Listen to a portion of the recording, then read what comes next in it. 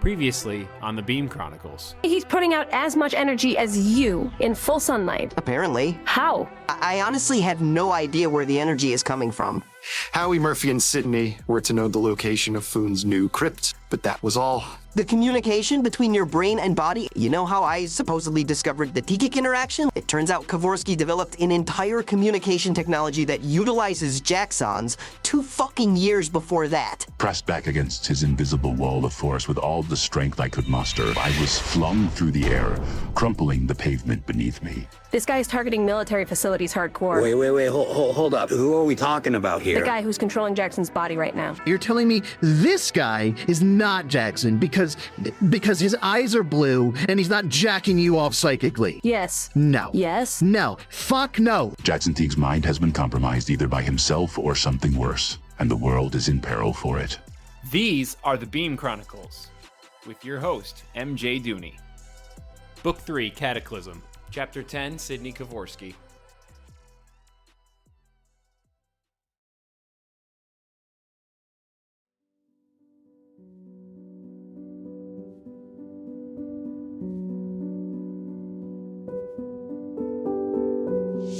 I expected we would group out of Phil's lab and directly into battle with Jaxon, so I landed with my fists up, at the ready to begin combat, knees bent, weight shifted back, breathing rapidly and heavy in the middle of Jaxon's bedroom, in his apartment.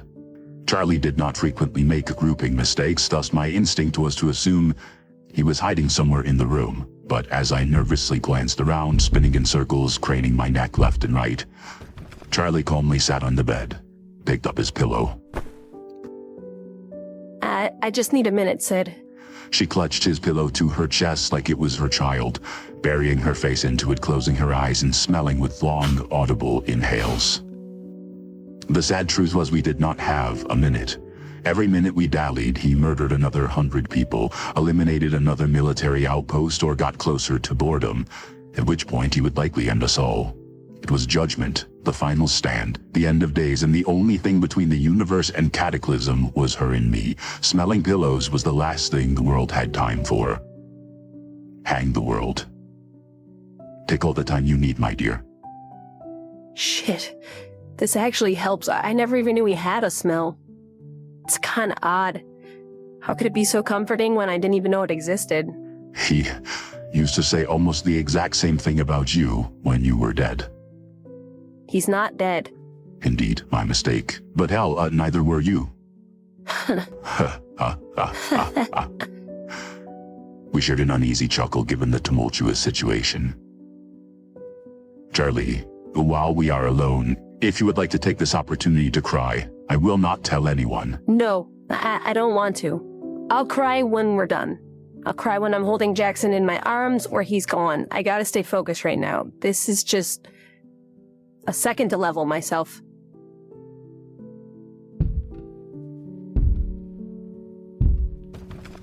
I understand, my dear, I said, sitting on the bed beside her. Besides, you would not want whoever it is controlling Jaxon to see you as vulnerable and compromised emotionally, right? I know you don't believe me, Cidney. What? I could not accurately impersonate a surprised indignation. About it not being Jaxon, I know you still think it's him. She was correct. You are incorrect, of course I believe you. No, you don't, but it's okay. The fact that you supported me and stuck with me and stood behind me even when you thought I was wrong, it's better than you believing me, kinda. I don't know. I elected not to continue lying. She deserved better. I would gladly test any fringe theory, no matter how outlandish, before I accept that Jaxon is responsible for this carnage. The fact that it was your fringe theory only escalates my commitment to it, regardless of whether or not I accept it as plausible. Wow, I forgot you're such a nerd. She rolled her eyes. Thank you. Of course. I shrugged away her unnecessary gratitude and playful insults. It was truthfully good to see some remnant of her old self. This temporary oasis may be strategically beneficial anyway. Even if this mission is just fact-finding, we need to formulate some sort of game plan so as not to get killed. Truth. I mean, the good news is I doubt he can hit me. Too fast, sixth sense, all that. And he may be able to hurt you. That assumes he can catch you. I can keep you safe. So we're immune, but the bad news is he'll be going all out. I recalled that day, years ago on the Detweiler Bridge, how entirely he prevented me from touching him when he did not want to be touched. How Charlie managed to reach him after an intense, surreal struggle, grouping forward inch by inch, and how unlikely it was that he would allow her to do that again. Or else, how pointless it would be to do it, since she would not hurt him even if she got to him. I unexpectedly found myself comparing his voice that day to his voice when he uttered that single word, finally. Quite similar. I was not sure if this was support of Charlie's theory, or Peter's. The thing is, when he's not anticipating an attack, he's not on high guard. Earlier, when I grouped up to him, I could six it pretty well. He's intense. He's not holding anything back the way Jaxon apparently was all these years, but it's heavy offense, barely any defense. If we take him by surprise, you might be able to knock him out in a few blows. Assuming he allows me close enough to him to strike. I can get you close. I'll group you around, make sure he doesn't get a fix on you, and make sure you keep connecting until he's down. It'll be like Flurry, only you'll hit harder than I do, so even if he's deflecting, we'll be doing something. So I will act as your weapon. Yeah, something like that. Very well. I am ready to execute it whenever you are. She smiled, then sighed, took one last hefty sniff of his pillow before tossing it back to the head of the bed. Okay, let's do this. Just trust me and keep swinging. Two of the easiest things to do. But Cid, ease off, you know? Pull punches, it's still Jaxon's body. Yes, my dear. Obviously, I will not try to hurt him too much. And with that, we were off.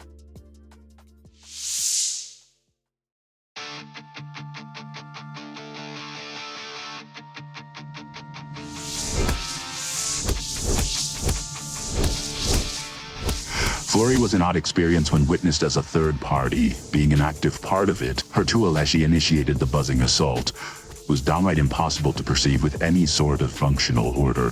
I tried to watch to see what was happening, but the sights felt like utter chaos. So I shut my eyes shortly into the process, focused on performing solid combos blindly without paying attention to where I was, how I was oriented, whether or not they landed. Jab, cross, hook, uppercut, knee, spinning back kick. I could only imagine Charlie getting frustrated with the lethargy of my assault. So I tried my best to strike swiftly, but simultaneously, not hard enough to hurt him. Jaxon was obviously repelling my punches. I could feel it during the instantaneous moments of impact prior to Charlie grouping me off to some other position. Making contact with him felt similar to pressing the poles of a magnet together, pushing my fist away as soon as it came in a close enough proximity. It successfully neglected much of my force, but he had yet to adapt to the surprise of the ambush, which prevented him from blocking me entirely. I had some fuzzy, indescribable indication that he was falling, that we were grouping on a downward trajectory, constantly following him, hitting him through that fall until he struck the ground. Finally, I was regrouped, fully assembled with Charlie right beside me. I panted, patted my body to make sure I was still in one piece, and she nodded to me, indicating I had done well in my part. We merely watched as Jaxon stumbled to his feet, laughing softly, pulling the hood of his sweatshirt off of his head, wiping the blood from his mouth and dragging it through his unruly beard. Charlie's earlier quick confirmation was robust. There was no denying his eyes were a shimmering pale blue, and no denying how out of place and wrong it looked on him. I still did not believe that meant he was somebody else. Come on, guys. 2 on 1? He spoke in a voice that was undeniably Jaxon's, down to the inflection, tone, down to every detail. It made my heart sink almost to the bottom of my chest, but the only thing allowing it the frailest margin of buoyancy was the arrogant smirk he wore as he talked. This was nothing like the Jaxon I knew. After all our history together, you think at least you take turns, give me a fair fight. I'm sorry, I think you're confusing us with someone else. I don't believe I've had the pleasure of making your acquaintance. I took the opportunity during their exchange to orient myself with the surroundings. It was a military base of some sort, one he had just conquered. Air Force, I assumed, based on the wrecked, burning jets all around us. The buildings themselves were rubble in all directions, and bits and pieces of fallen servicemen blanketed the runways. It was gory, difficult to process, so I forced it out of my mind. There were more important things, anyway. He chuckled softly as he threw his arms to the side, bowing. It's me, love. Her fists clenched, and her chest heaved when he called her that. I could almost see her stalwart belief in her impossible theory begin to crack. It's JT. I'm just finally started letting it all hang out, you know? Let the power go for once. It's a fabulous experience, Charlie. I recommend you give it a shot. Maybe I will. Yeah? All right, let's see it. I'm bored. I always wondered how this would go. No point putting it off anymore. Come on. What you got, Charlie? The way he taunted her, begged her to fight him when he knew she could not, made me furious. I strode toward the remnant of a fallen jet, intending to hurl it at Jaxon and catch him off guard, but he noticed me breaking for it, snatched it away into the air before I could get close enough. Before I could recover, fall into a defensive stance and catch the plane he was driving downward on top of me. Charlie grouped me away, right next to another heap of burning scrap metal. I grabbed the heftiest looking piece and tossed it into the back of his head, but Jaxon spun around, reaching a hand out and stopping the debris before it hit him, slamming it down 3 feet in front of his hovering body. I did not even see it touch the ground before Charlie had me positioned by another destroyed fragment of a jet, and again I lifted it to throw. This time Jaxon grabbed it telekinetically while it was still in my hand, attempted to pull it toward him. I dug in my heels, yanking the metallic scrap in the opposite direction, engaged in a titanic tug-of-war. I could feel the integrity of the steel beginning to slip, thought we might split the object of our contention in half, but before we could, again Charlie grouped behind me, wrapped her arms around my waist and grouped us away.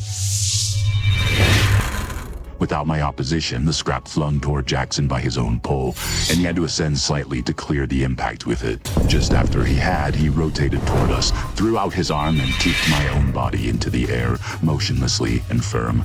Regardless of how much I struggled, I could not escape his clutches. Conveniently for me, Charlie grouped me out of it yet again, this time directly in front of him, and without hesitating, I delivered a firm jab to the gut, sending him toppling away from us back to the concrete below.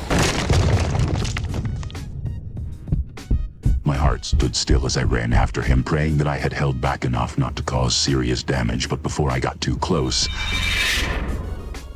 he flung me backward with a shockwave of deakic interaction. Charlie grouped up beside me, reached down her hand to pull me back up. Wow. He exclaimed as he too made his way back to his feet, then flew up into the sky. I mean, seriously, this is freaking impressive. The synchronization, the coordination, it's like you've been practicing this for ages. You haven't even seen each other in forever. My whole plan was to exploit the rust, but shit, there's none. No rust. I'll have to be a bit more offensive.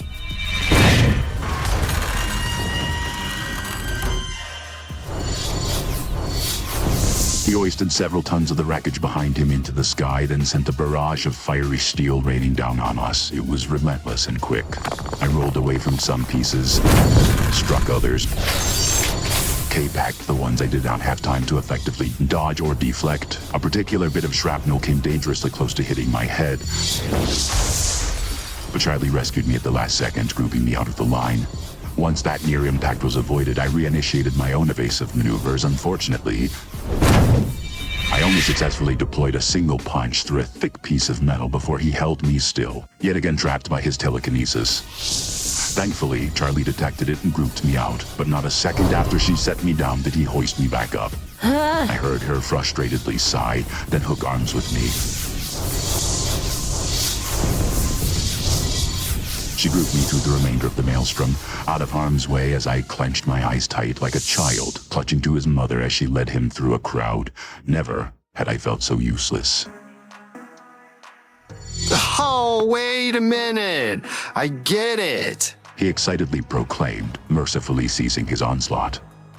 You two have been hooking up behind my back, haven't you? What? Yeah, you know. Little hanky-panky, getting some side action, right, Charlie? I mean, honestly, I kind of always suspected it, the way you looked at each other. It just didn't sit right, but it makes perfect sense looking back. Cidney, I'm a little surprised at you, though. I figured you'd be, I don't know, too honest to betray me like that. It stung me to the depths of my soul. Jaxon, I would never. But Charlie... He ignored my humble denial. Hell, I'm not surprised at all. I mean, you were such an insatiable little whore with me. I figured there was no way I was satisfying all of your needs. You would be the type to go cramming big purple monster cocks up your... Shut the fuck up, you goddamn liar! Charlie screamed, dangerously close to breaking her promise not to cry. This shit won't work on me. I know you're not Jaxon. I am, love. No, you're not. Your eyes are blue. You're using your hands. Jaxon isn't that stupid. He knows not to use his hands. Or maybe I'm just finally calling bullshit on all the sage advice you've given me over the years? You're not Jaxon. Ah! She growled, and finally he had motivated her to attack him without me as her surrogate. I had seen her flurry an opponent enough times to recognize the tactic on sight. This was blatantly not flurry. It was still fast, unearthly so, but if I looked closely I could locate her body between her strikes, entirely grouped, fully formed as she waited for each hit to land before she grouped into the next. It was coordinated and precise, slight and harnessed, perhaps out of fear that a proper flurry would kill him. Just as I had with every punch she was holding back, which was counterintuitive, based on the fire in her eyes before she started, the anguish in her wails as she beat him across the face. It was the most fervent, determined, angry, emotional attack she had ever launched, and yet she restrained it, reined it in, and slowed it down. How could we ever win this fight? Neither of us wanted to. Once she retreated, he bent over, coughing up blood, but the cough transitioned seamlessly into the most wicked, maniacal laughter. Such fire! Oh, I love it, Charlie. There's the passion. There's the heat that was so obviously absent last night. What the fuck would you know about last night? She tried her damnedest to remain dismissive and tough, but the way her voice cracked in the middle indicated that even she was starting to lose all faith. Even she was forced to believe this man who looked like Jaxon Teague, spoke like Jaxon Teague, had all his memories, was exactly who he seemed. Oh, Charlie. He frowned, striding up to her. I was so disappointed.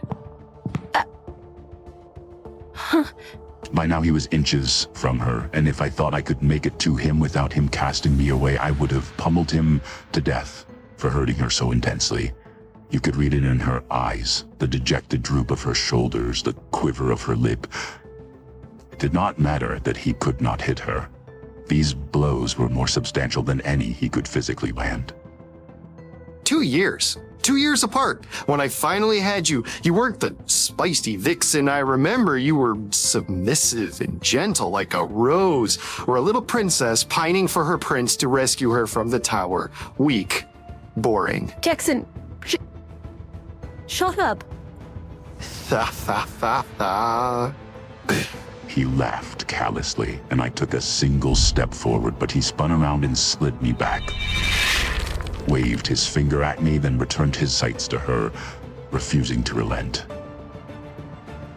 You used to be a warrior, love.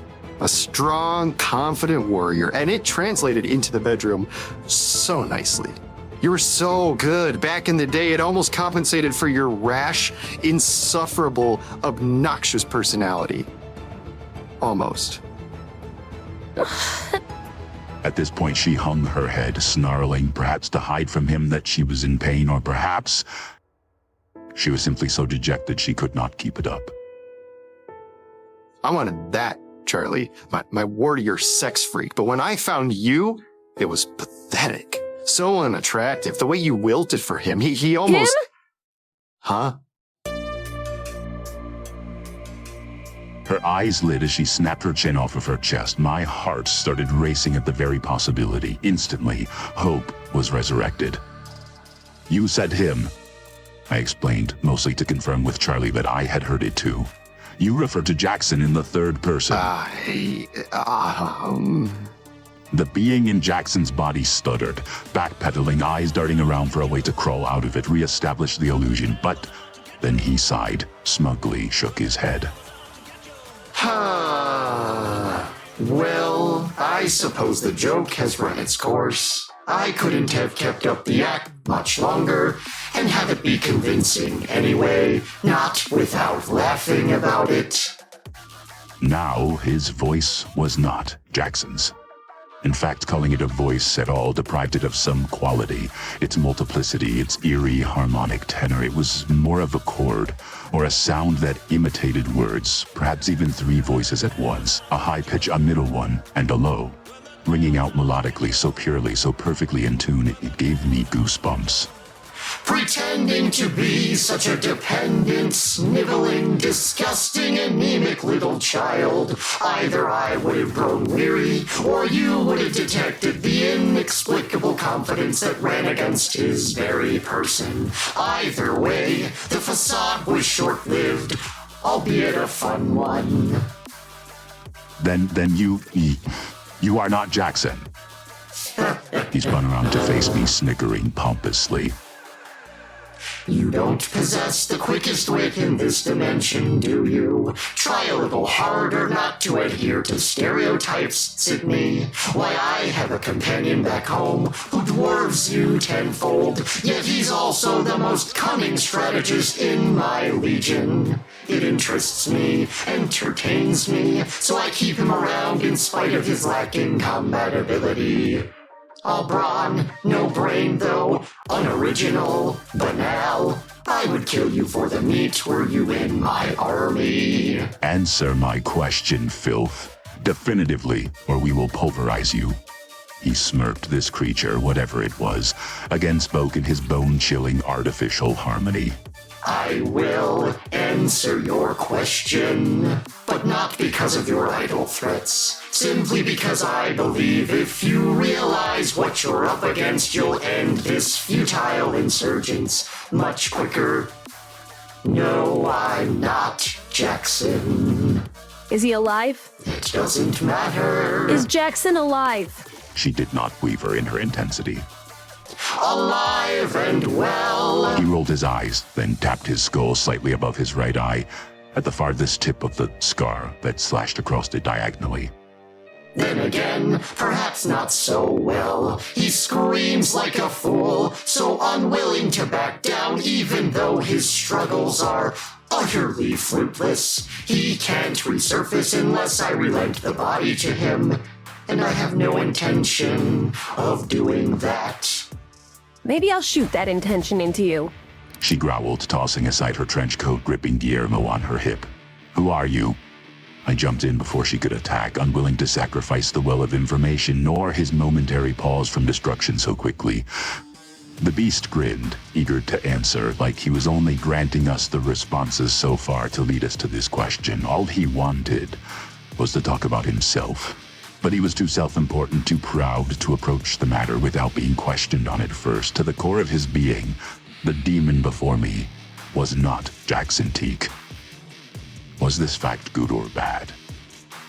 I am the source of your friend Jaxon's power all along. The origin, I am what you call the T-Kick interaction. In this dimension, I am the manipulator and generator of the entire force, but back home, I am just one of many. Back home, I am called Questopo, warrior, general, and supreme ruler of the Jingari people of Jingar.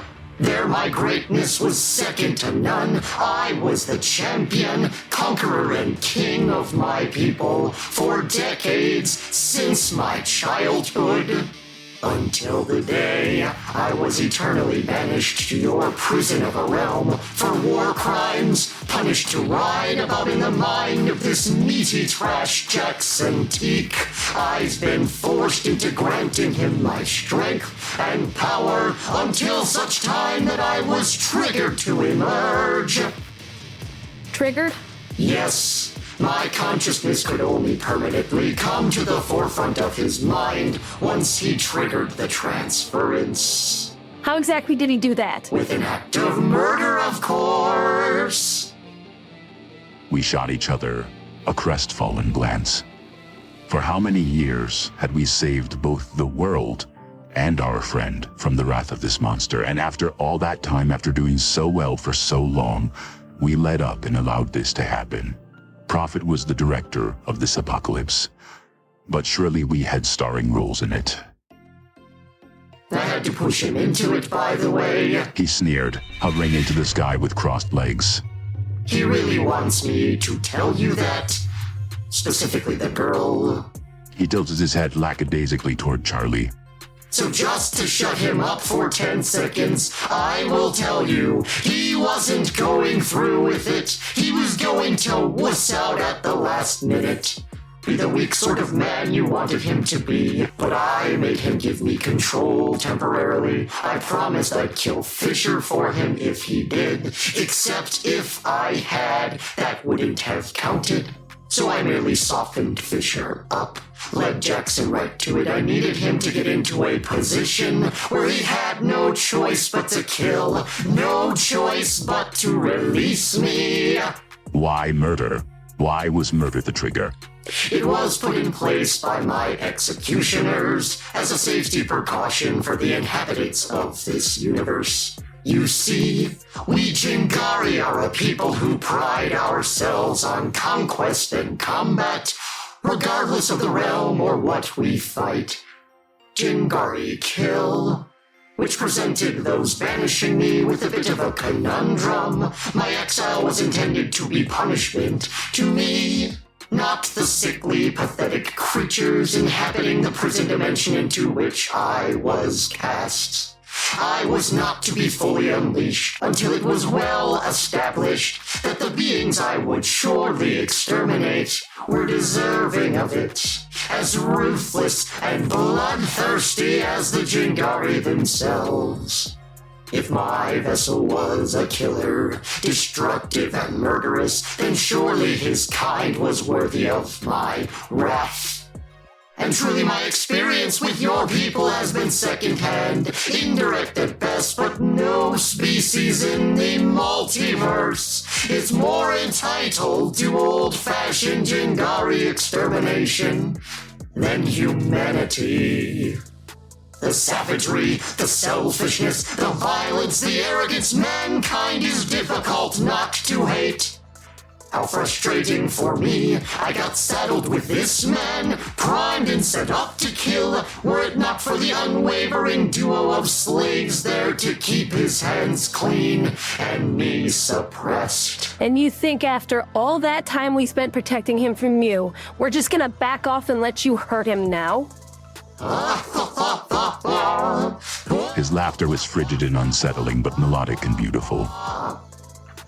What have we been doing for the last 5 minutes if it wasn't an exercise in backing off, Charlie? Come now. I spent much of my dormancy developing a direct link to his mind.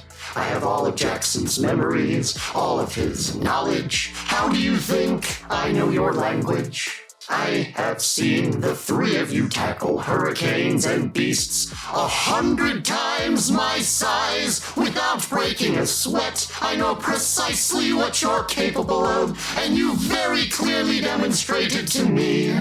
You have no willingness to hurt me, even when I'm completely allowing it. Oh, is that right? You were just letting us kick your ass then?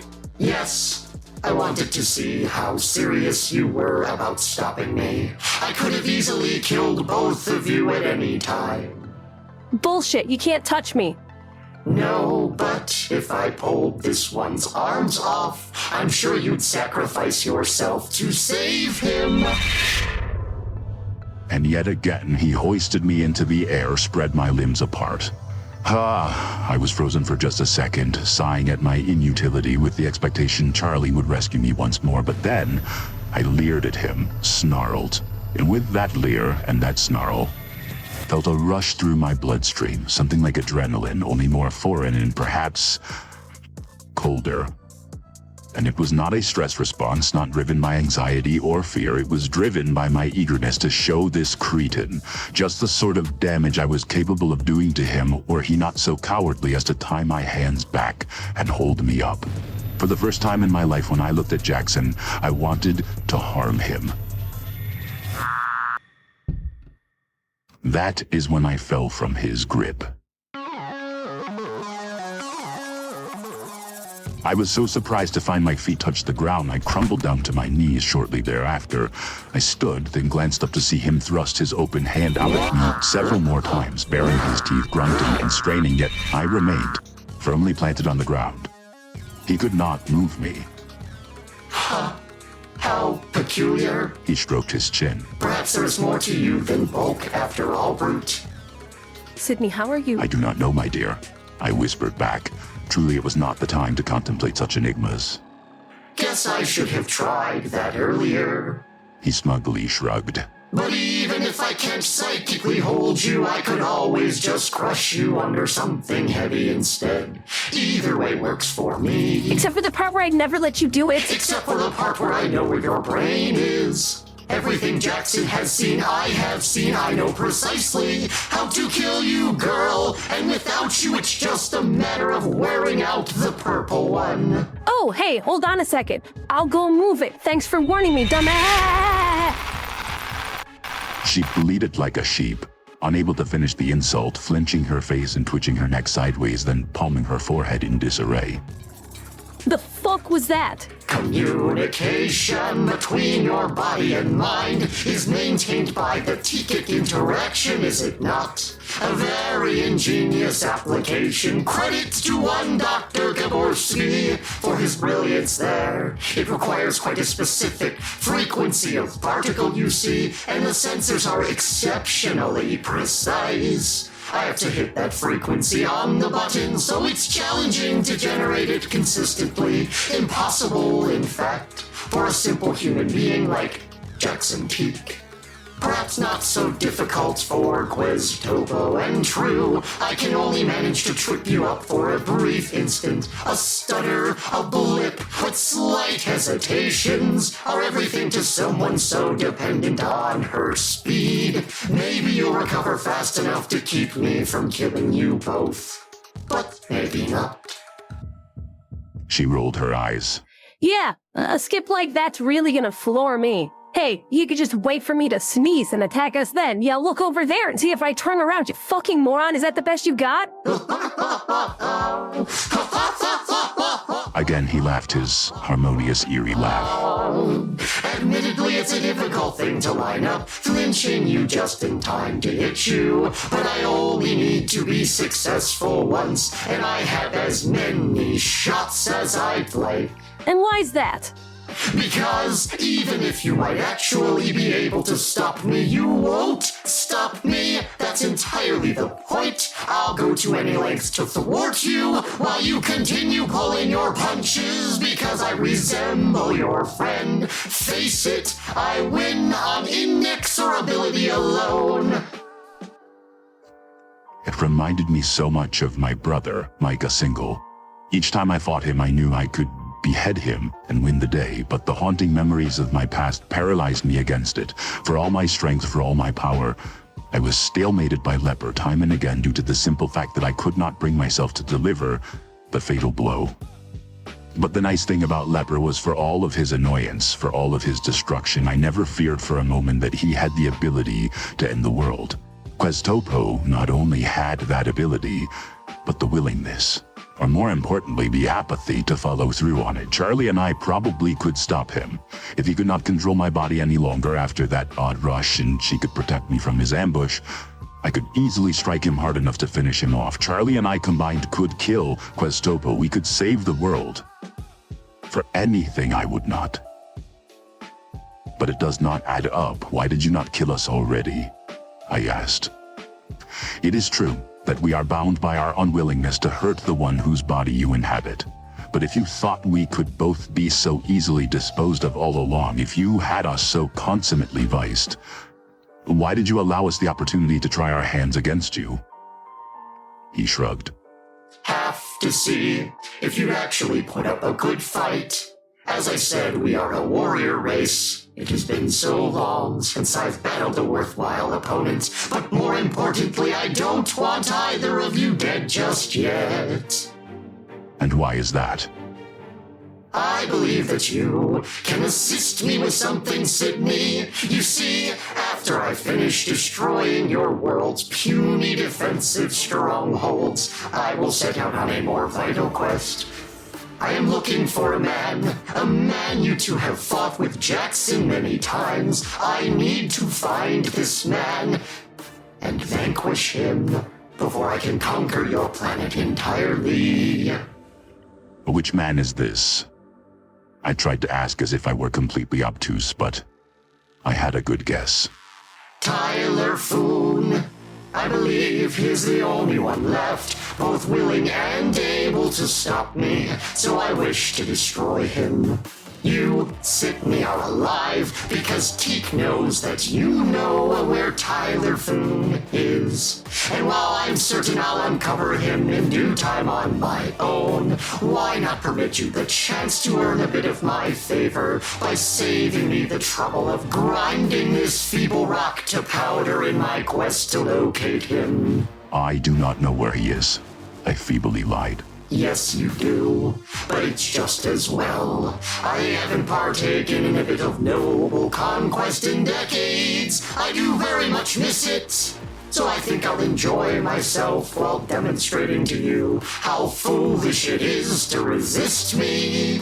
If you think that we will let you go without pursuit, you are... You will, again, because you still have hope that you can save Jaxon, so you won't fight. Honestly, your real problem is you can't win in combat. Even if you destroy me, you'll just count it as defeat. The only way you can attain your silly specific victory is to retreat.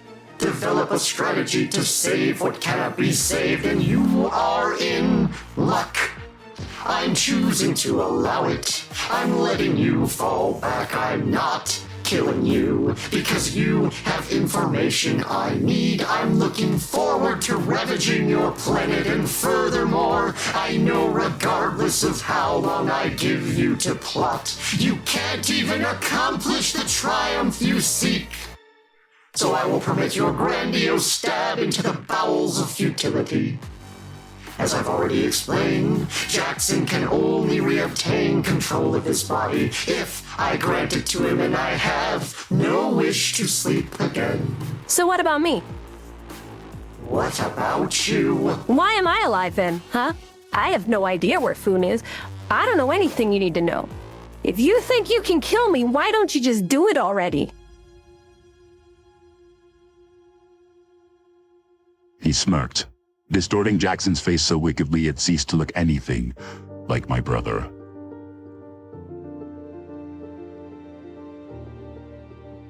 You, girl, live because of the fool in my head.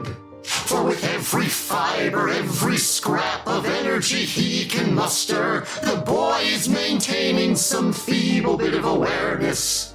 And he should really rest now. He could easily drift back, spare himself the agony of witnessing it all. Instead, he's choosing to stay, to watch me use his body to destroy the world and slaughter his people. All that he wants is to look away, slumber and forget, yet he does not. And why? Because he is begging me not to kill you.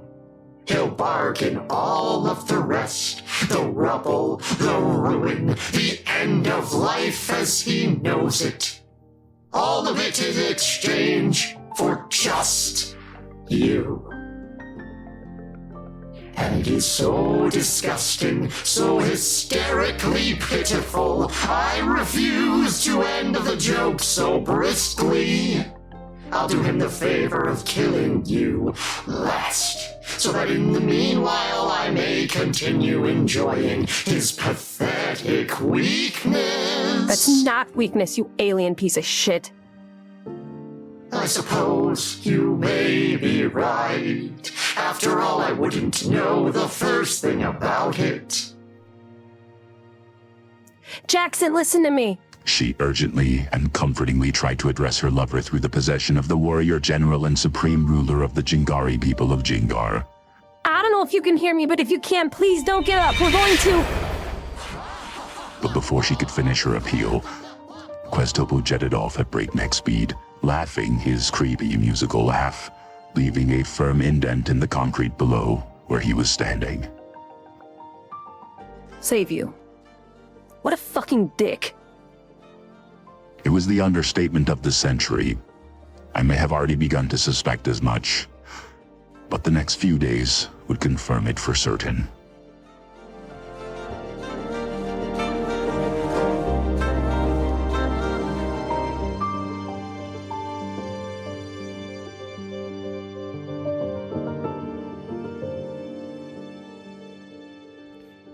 Thank you for listening to The Beam Chronicles, a fiction podcast written and produced by me, MJ Dooney. You know the drill: Instagram, YouTube, TikTok, and Twitter. 5 stars on Spotify and or Apple Podcasts. Email me, beamchronicles@gmail.com. Send money, buymeacoffee.com/beamcroniv, or click support the show in the episode description. I don't know if people listen to these outros, but if not, I realized it's kind of like my little diary. So I might try to be a little more personal or whatever on here, and since I don't understand social media at all anymore, this is kind of the only way I can talk to people who listen to this show. So, okay, here's a story I wanted to tell. Maybe to be interesting, maybe it might inspire you to do something that you've been putting off, maybe just manifesting good things. I went to an anime convention with my wife a few weekends ago. Out of my depth, I don't watch anything except like Pokemon when I was a kid. My Hero Academia is good. I like One Punch Man. Anime's never been my thing, but I went because my wife is incredible, and I wanted to hang out with her. They had claw machines. I like claw machines, but anyway. I was overwhelmed by the sheer amount of, franchises out there. IPs I didn't know, characters I'd never seen, stories I'd never heard, but other people were fans. Dressing up, buying merch and art, all for stuff that I'd never heard of, and yet, it's there at a convention, you know? I think it's really easy when you make stuff like this to get caught up in the vast eternal expanses of the creativity ocean, wondering how your little drops of dye are going to do anything for anyone to see.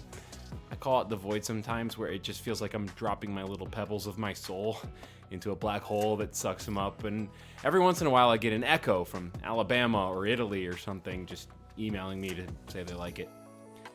And I don't know how to bridge that gap between cherishing my pebble echoes and having people draw Charlie and Cidney and Jaxon and sell them at booths at conventions, but I guess it gave me some sort of inspiration that all the storytellers and creative types making the characters I did see at the convention probably had a period of their life where they felt like they were dying the ocean or chucking pebbles into an abyss. And hell, maybe I'll be there one day. It's kind of fun to dream about. In the meantime, all the little echoes who have come back to me, thank you again. I'm an idealist and a romantic. Comes with the territory of being a high school teacher, low-key, but for me, for now, if I am telling my story to 3 people, 12 people, whatever it might be, right on. My data aggregator suggests it's 80 to 100, by the way, but maybe all of them are Russian robots. Anyway, 14,862 downloads away from 25,000. All music and sound effects were sourced from the Epidemic Sound Library. Special thanks to Sergio Duarte for creating the cover art for the show, and thanks again for listening.